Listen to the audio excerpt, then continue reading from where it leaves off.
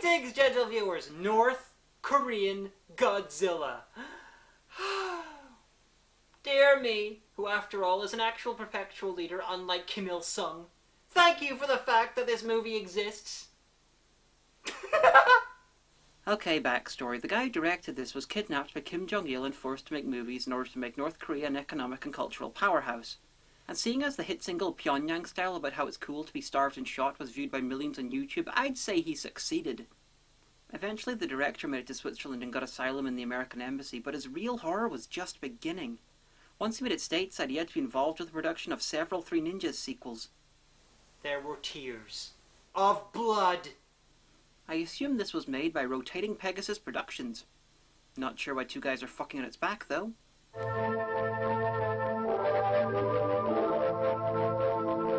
Excellent! For once I don't have the worst audio in the review. Truly, the audio equipment of Afghanistan is mightier than North Korea's. Now, if we can just defeat Luxembourg, then we'll be getting somewhere. That was a joke. Yeah.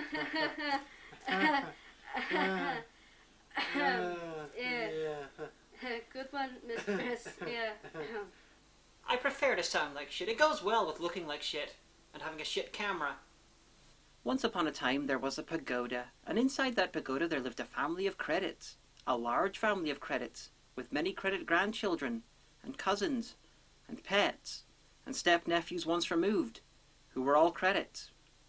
Seriously, I think the whole population of North Korea is listed here. After this census has concluded, we get the answer to an important question. How many villagers are needed to hammer in a nail? The answer? All of them, because communism. I agree, movie. Clearly the goat is the most important thing in this scene. The old man uncovers a small mountain of weapons cleverly hidden under a sheet right outside his door. 용서하십시오. 산에 들어간 친구들이 하도 부탁을 해서. Who the fuck was your friend, a medieval Korean Ted Nugent? So, going to the mountains seems to be the North Korean equivalent of going to university. All his friends have gone and now he wants to go too. 아저씨. 저보다 사정이 더 딱한 친구들도 산으로 갔습니다. Harvest is when I need you the most. It's only one season more.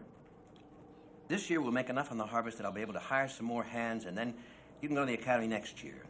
The old man had intended for his nephew here to marry his daughter and replace him as village blacksmith. Because, as we all know, the family that intermarries together becomes inbred together. So what exactly is up the mountains? Bandits. Bandits so horrifying that the local government are destroying the entire village just so the blacksmith can turn all their cooking utensils into weapons for the army to fight the bandits. The same blacksmith who has a pile of weapons outside his door. What I don't understand is why the army brought a fuckload of utensils for the blacksmith to turn into weapons, and then started stealing utensils from the locals, and now they're leaving the village with the ones that they just stole. Is he not allowed to destroy his neighbour's things? Oh, I couldn't do that. The blacksmith's code says that I must... Yes, come. The local rebellious kids strike back against the Empire and get themselves arrested while Night on Bald Mountain plays.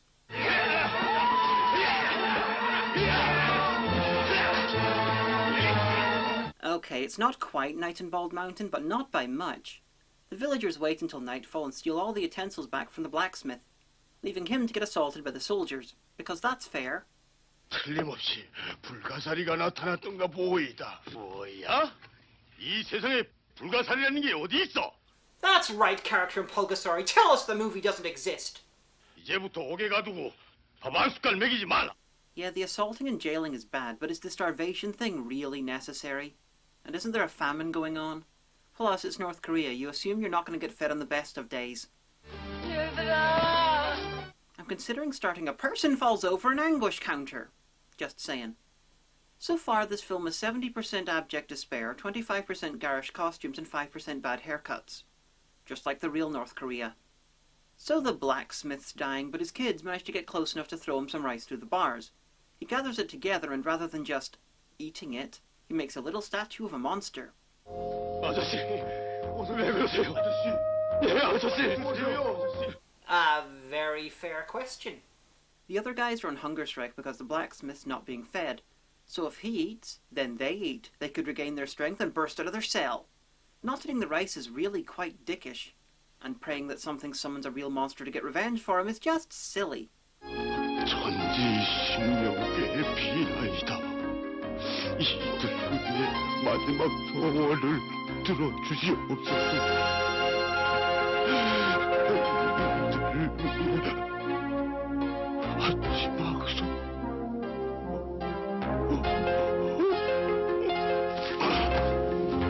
Fearing that a bad performance would get him tortured, the old man acted himself to death. The old man's body is taken out by loudly mournful villagers, the same villagers that got him locked up in the first place. His daughter, however, is much more interested in the important stuff, the happy meal he made out of rice and mud.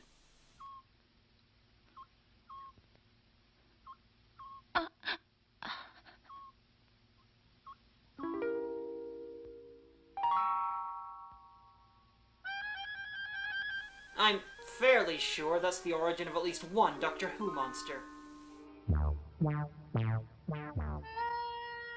Aww, more metal-eating blood-powered abominations need such adorable music. And yes, sleep with the little hell beast. I mean, I would, but I don't know if you've ever noticed or not, but almost no one else is me. So it escapes and keeps eating metal and growing. Now, the government came to take all their metal utensils to turn them into weapons. But if it's going to eat enough metal to grow into a city-destroying copyright-free Godzilla, then it's going to need more metal than the village has. Because if they had a fuckload of metal to begin with, they wouldn't have needed to raid the cooking utensils in the first place. Anyway, a million extras appear out of nowhere because the soldiers are going to put the rebellious teens to death.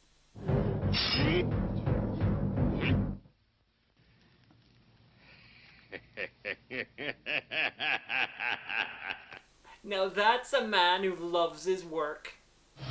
Have you any famous last words? Not yet. Not yet. Is that famous?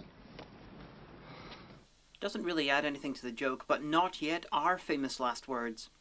Look up Robert Emmet. It's hilarious. So villainous laughter does nothing when your execution sword's eaten by a monster.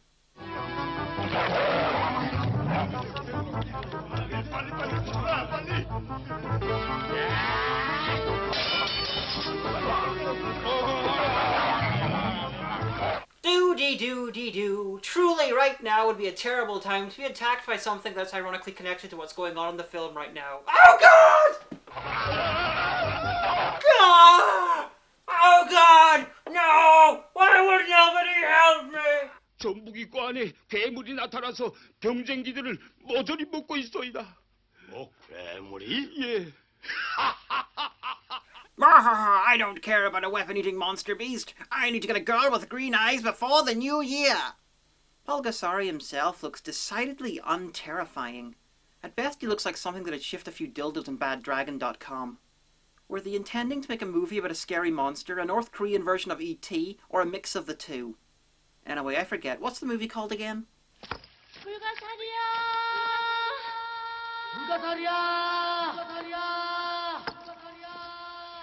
Ah, yes. Thank you. 불가사리야! 누나야! 이거 보라. 불가사리가 여기 있는 것 같아. 이거. It shot out tools. That's gotta sting like a Vindaloo shit. You know, this movie really likes torturing old people. Just like North Korea. Over in the fabled mountains, we finally see the bandits. I can see why they prefer to hide. There's more of them than there are soldiers working for the government, and their cave set's more spacious than the fucking castle. The bandits go to rescue the two being tortured. Alas, the one thing the North Korean government is good at is killing people, so they're too late. And so, invasion. 공원으로 가자! Bye-bye, boys. Have fun storming the castle. Think it'll work? It would take a miracle. Bye-bye. Apparently, one of their newest recruits' mother and brother being captured was the spark needed to set off this total and utter victory against the completely outnumbered tyrannical local government.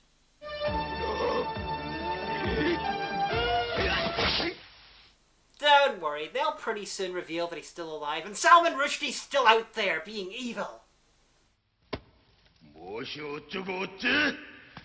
이 같은 것들 다들 듣거라. 아인이 왕위를 이어 선정을 베풀자. Oh, close enough. They kill one villain and then move on to a slightly more powerful villain. Insert obvious video game analogy here. While the king's hat is nice, I have to wonder why anyone would want to carry around a bead curtain on their head. 오명을 내리신다면 피 한 목숨과 바꾸어서라도 반드시 그놈들의 목을. Well, I'm glad you're prepared for that, because it is going to cost you your life. Looking at all the fake beards, I wonder if this film caused the Great Asian Spirit Gum shortage in 1985. The King's army marches to the rebellious village, where alas they meet their only weakness, a rain of tree trunks that are clearly nowhere near any of the actors. Well, except for the unlucky actors. Obviously. 23 people were killed making this scene. They weren't killed by the papier-mâché boulders, oh no. They were shot, to make it more realistic. Kim Jong-Il was very pleased. Oh no! Sharpened sticks, our metal armor and shields are useless! Yeah, that's the end of the battle. Did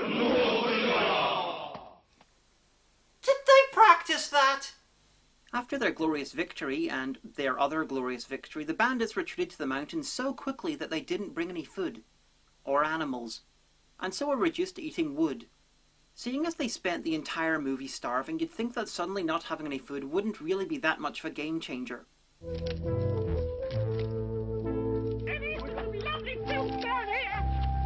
So the king's soldiers try a new strategy. Make weird noises and convince a couple of the rebels to leave the main camp where they outnumber them 200 to 1. And they still only barely manage to kill them. Ah, I remember when this used to be a monster movie. Fun times.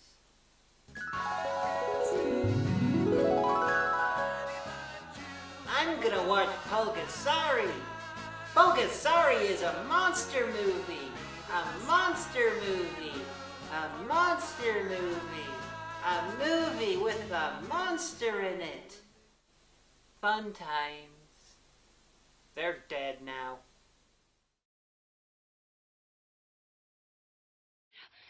이거 사실이면 네가 찜은 얻을 주겠다고. 머리가 잘하겠어.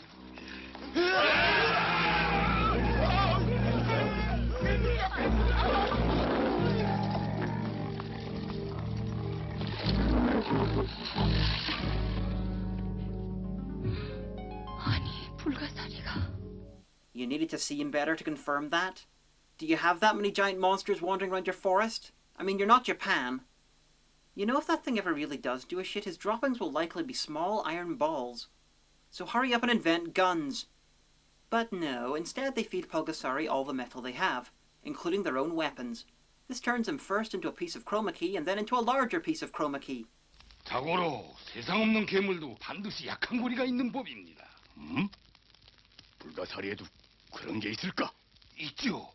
그놈 원래 죽은 대장쟁이가 바발로 빚어서 만든 건데 그딸 암이란 년의 피를 받아서 이 세상에 태어났지요. 그래서 그놈은 그 계집만 보면 오금을 먹습니다. How the fuck did you know, like, any of that? They decide to kidnap Ami so they can control Pulgasari, and they strike in the middle of the traditional dance of the rejected Muppets character, the Bastards. Though they are saving Pulgasari from a menial life of wood gathering. Life. Don't talk to me about life.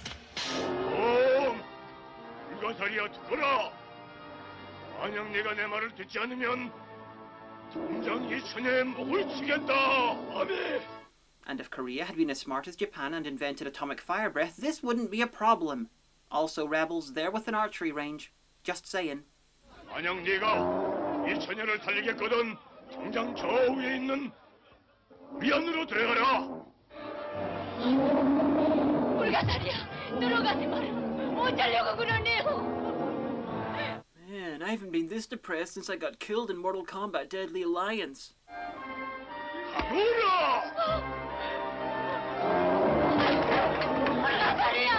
So how did they build this thing there without any of the rebels noticing?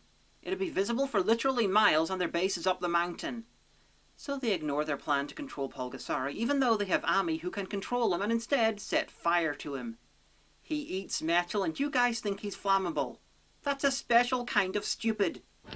원명을 받들었느라 상감께 장계를 올리고 적폐 놈들을 치자! 치자! 자, 빨리들 피하시오! 네, 나 저쪽으로 빨리!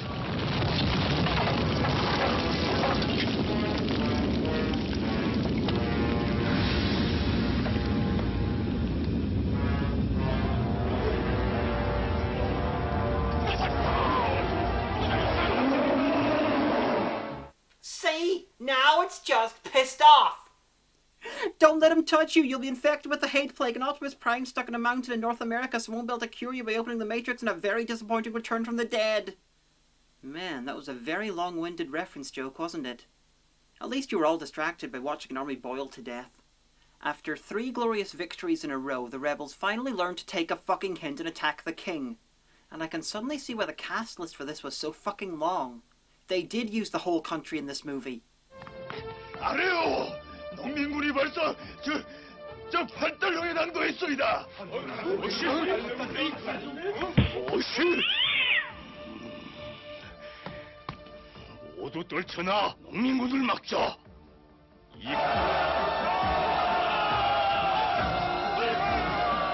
Ah yes, instead of special effects, just throw flaming rocks at your extras. Classic. Those poor bastards, they didn't even die to make a good film.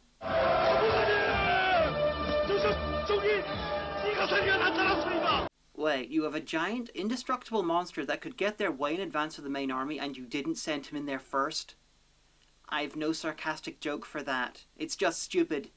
So they fire their medieval Korean missiles and keep trying, guys. You trapped him in a giant burning cage and you only made him mad.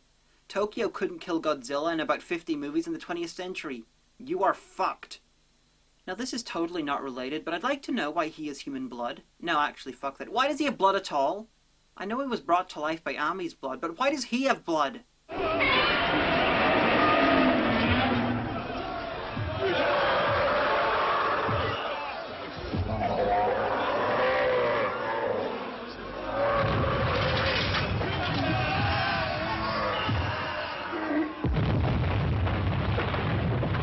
Finally, 65 minutes into a fucking Godzilla ripoff, we finally see it destroy a fucking building. So by distracting Pulgasari with all of the buildings that it's destroying, the King's army has created a trap. A giant fucking pit several miles deep, which they built in the minutes since the enemy army appeared. Oh, and Pulgasari is powered by the ghost of the blacksmith. At least that's what this community theatre version of the Wicker Man is saying. Needs more bees!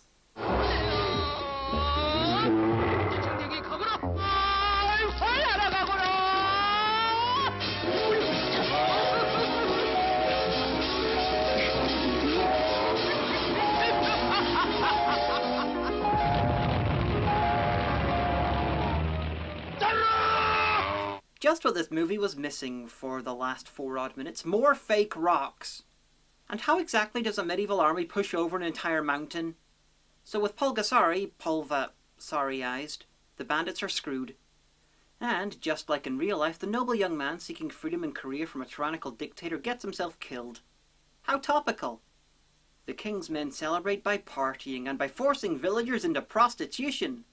Ami makes her way to where Pulgasari is buried. Interestingly, it's also where you can see an underground nuclear test going on.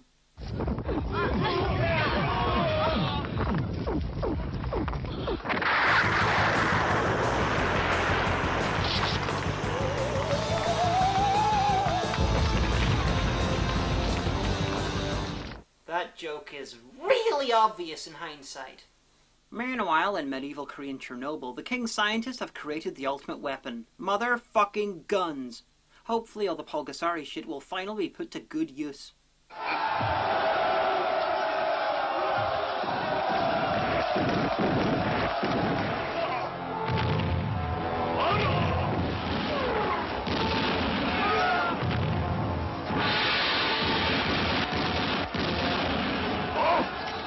불가사리에게 화력을 집중하라! 불가사리에게 어서! It's not atomic, fuck, it's barely fire breath, but it'll do. The king and his men run for it into the palace where they all get killed. What were the rebels going to do, take them prisoner? They just get some rice and some mud, say a little prayer to the gods of improbable sequels, and we'd have a new Monster vs. Monster franchise. Actually, I'm surprised they didn't do that.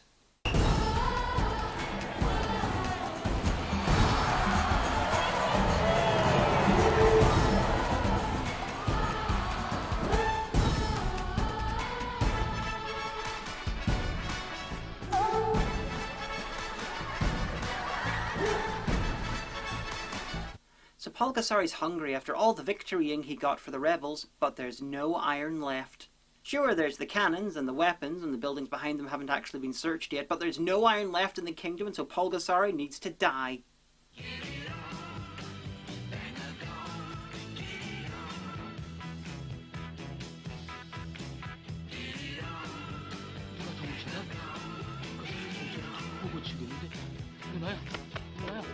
See, if you just checked all the buildings for iron, then you wouldn't need to kill Amami by tricking him into eating you by hiding in a metal bell and praying at him. Huh. This is really improbable!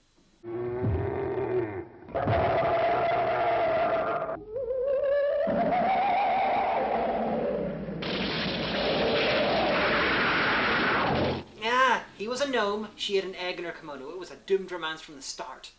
That's that. Pulgasari is killed by the power of eating his daughter and being prayed at. If only the king had worked that one out. Of course, there is the small matter that Pulgasari was reborn as baby Pulgasari, turned into some blue light and went into Ami. I'm guessing this is the Korean version of how Jesus was conceived and they missed something in translation. So, thoughts. It's not as much fun as I expected.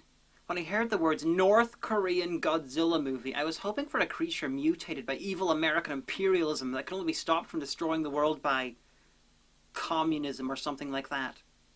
This is either the least or most self-aware propaganda film ever made. Either Kim Jong-Il didn't realize that the king and the tyranny is pretty much his country and rule, or the director constructed the story as a deliberate fuck you to the guy who kidnapped him. Or perhaps both. As a curiosity, the film is worth a watch, but beyond that, I'm sorry to say, not really. Avoid it. I'm the Amanda Hagan, and I have to live with that every day.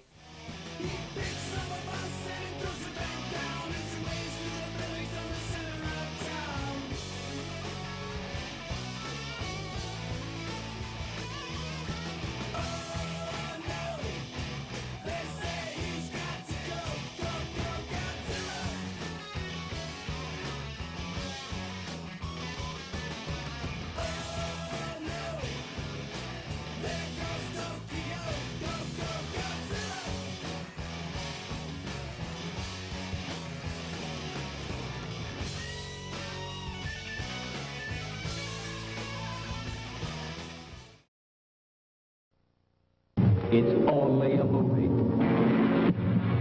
It's only a movie. Remember, it's only a movie.